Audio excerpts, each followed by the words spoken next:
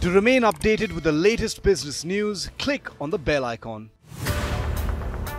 India's vehicle scrappage and recycling has immense potential in bringing down input costs in the long run and make India's automotive industry more competitive in the global markets. It will also boost government revenues via higher collections of goods and services tax. Union Road Transport and Highways Minister Nitin Gadkari says that this would lay the ground for concessions for the buyers. इसको और कुछ concession दे सकते हैं क्या? कुछ हमने plan किया है, वो आपको एकदम मैं बता नहीं पाऊंगा, पर मैं फिर से फाइनेंस मिनिस्टर को भी रिक्वेस्ट कर रहा हूँ, निर्णय उनके हाथ में है. The vehicle scrappage policy, which was announced by Prime Minister Narendra Modi in August this year. The scheme is aimed at creating an ecosystem for phasing out unfit and polluting vehicles, but in an environment-friendly and safe manner.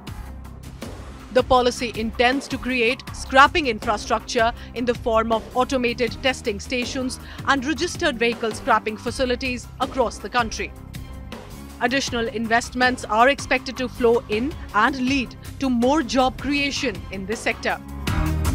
This scrapping policy is going to boost in automobile sales.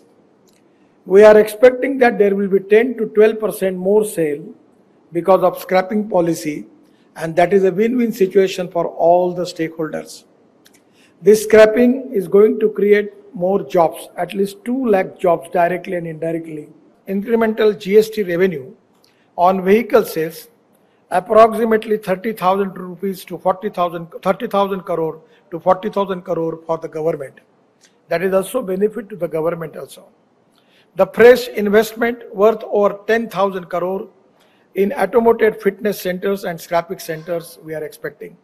As part of this initiative, Maruti Suzuki and Toyota Tsusho, our group's first government-approved scrapping and recycling facility for the end-of-life vehicles, was inaugurated at Noida today. The facility, spread across 10,993 square meters, is operated by Maruti Suzuki Toyotsu India. Built with an investment of 44 crore rupees, the facility has the capacity to scrap and recycle over 24,000 vehicles annually. Maruti says the move will benefit Indian users. The policy provides several incentives, including waiver of the vehicle registration fees for the purchase of a new vehicle against the scrapping certificate.